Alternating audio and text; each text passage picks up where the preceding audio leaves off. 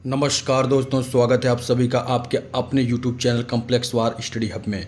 CTET 2026 की exam booster class आज से शुरू हो चुकी है। इस सीरीज का उद्देश्य है कि आप कम समय में पूरे सिलेबस को आसान भाषा में और परीक्षा उन्मुख तरीके से तैयार कर सकें। अगर आप नियमित रूप से सभी क्लास देखते हैं, नोट्स बनाते हैं और प्रैक्टिस करते हैं तो सीटेट में अच्छा स्कोर करना पूरी तरह संभव है। वीडियो पसंद आए तो लाइक करें, चैनल को सब्सक्राइब करें और अपने दोस्तों के साथ शेयर करना बिल्कुल भी ना भूलें। इस फ्री सीरीज का लाभ वो भी उठा सकें। तो चलिए बिना समय गवाए साथियों, हम लोग शुरू करते हैं आज की बेहतरीन क्लास। आशा करते हैं कि आप लोग कॉपी पेन लेकर रेडी हो चुके होंगे। तो चलिए साथियों, कोयल अपना घोंसला नहीं बनाती है, यह कौवे के घोंसले में अंडे देती है। आपका सीधा एग्जाम में क्वेश्चन पूछता है कि कौन सा पक्षी घोंसला नहीं बनाता है, दूसरे पक्षी के घोंसले में अंडे देता है, तो उसका नाम सीधे होगा कोयल। गौरैया कहीं भी घोंसला बना लेती है, जैसे अलमारी के ऊपर, आईने के पीछे आदि।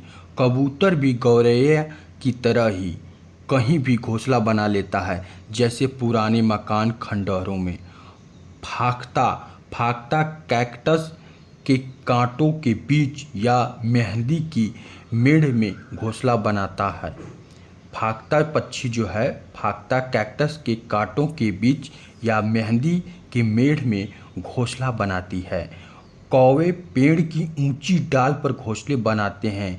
इनके घोंसले में लोहे के तार व लकड़ी की शाखाओं जैसी चीज़ें मिलती हैं। बसंत गौरी पेड़ के तने में गहरा छेद बनाकर उसमें अंडे रखती है। बसंत गौरी पेड़ के तने में गहरा छेद बनाकर उसमें अंडे रखती है। यह गर्मियों में टुक टुक करती रहती है।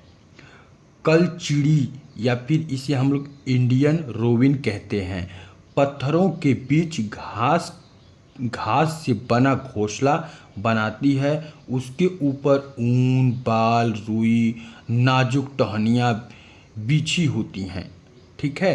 कलचिड़ी इंडियन रोविन जो कि एक पक्षी है, पत्थरों के बीच घास से बना घोंसला बनाती है।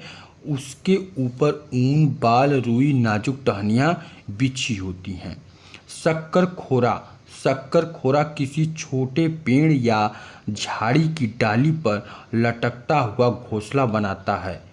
शक्कर खोरा किसी छोटे पेड़ या झाड़ी की डाली पर लटकता हुआ घोंसला बनाता है। इनके घोंसले सूखे पत्ते, नाजुक टहनियों, बाल, घास, कपड़े के टुकड़े, मकड़ी के जाल से बने होते हैं।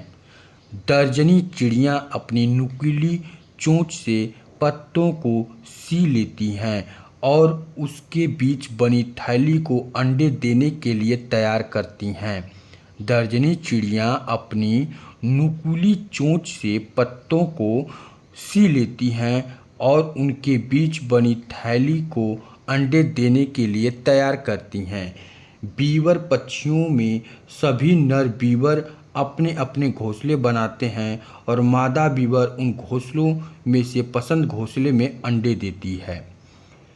गाय के आगे के दांत छोटे व पत्तों को काटने के लिए होते हैं और पीछे के दांत चपटे तथा घास चबाने के लिए होते हैं। सांप के दांत नुकीले होते हैं। ठीक, सांप के दांत नुकीले तो होते हैं, पर वह अपना शिकार चबा कर नहीं करते, उसे पूरा निगल जाते हैं। गिलहरी के दांत हमेशा बढ़ते रहते हैं, दांतों से कुतरने के कारण घिसते रहते हैं। दांतों से कुतरने के कारण घिसते रहते हैं। वहीं साथियों, बिल्ली के दांत नुकीले होते हैं, जो मांस फाड़ने व काटने में के काम आते हैं। बिहार में मधुबनी नाम का एक जिला है। त्योहारों और खुशियों के मौके पर वहाँ घर की दीवारों पर और आंगन में चित्र बनाए जाते हैं।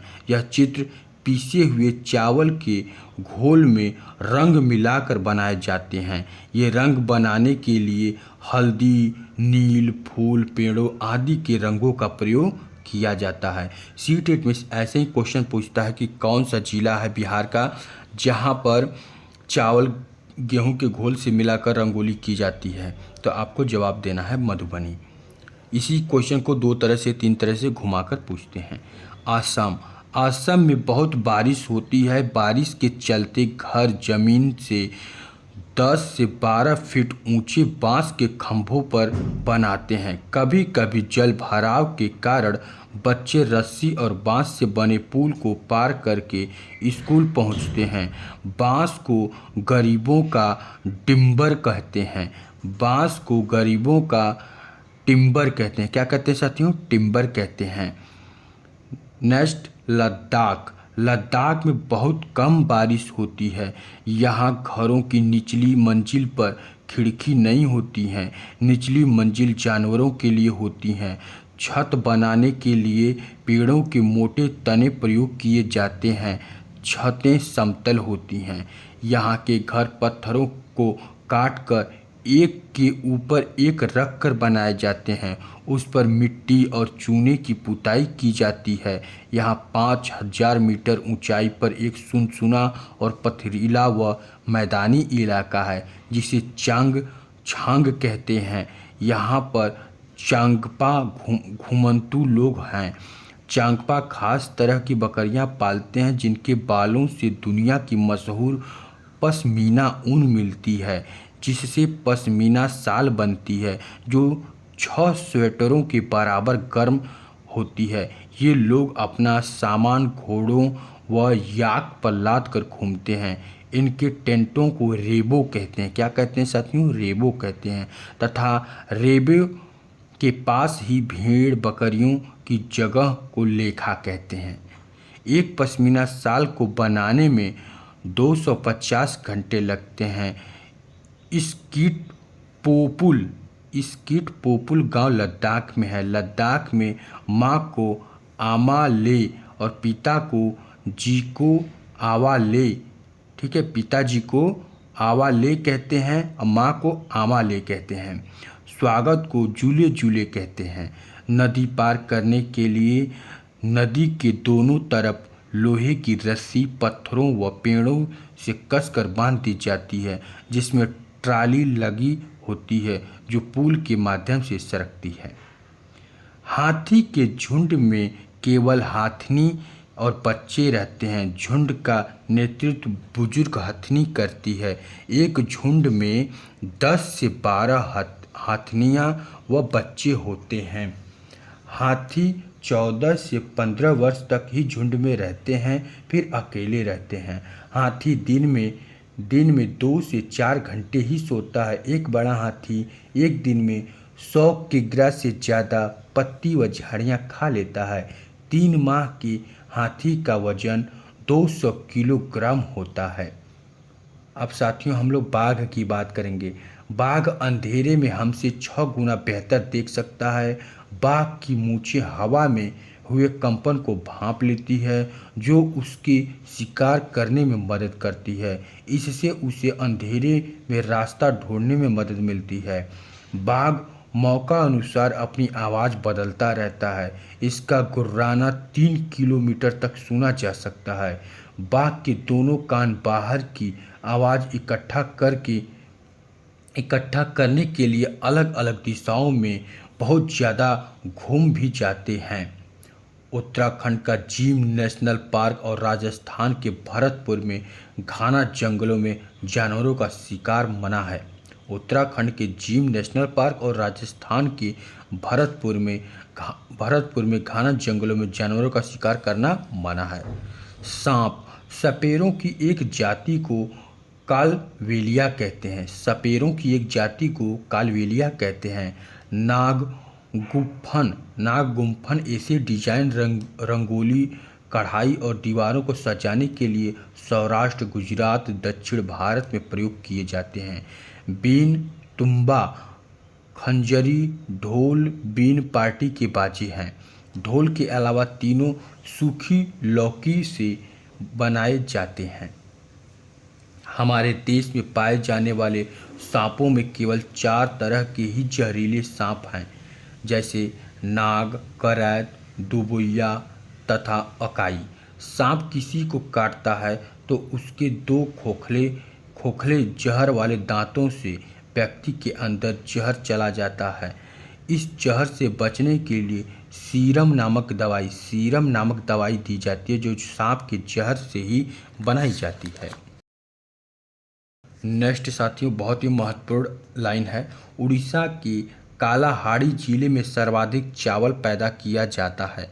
उड़ीसा के कालाहांडी जिले में सर्वाधिक क्या पैदा किया जाता है साथियों? चावल पैदा किया जाता है।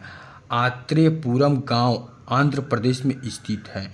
पुणे से कोलकाता तक रेल से जाने में 2 दिन लगते हैं।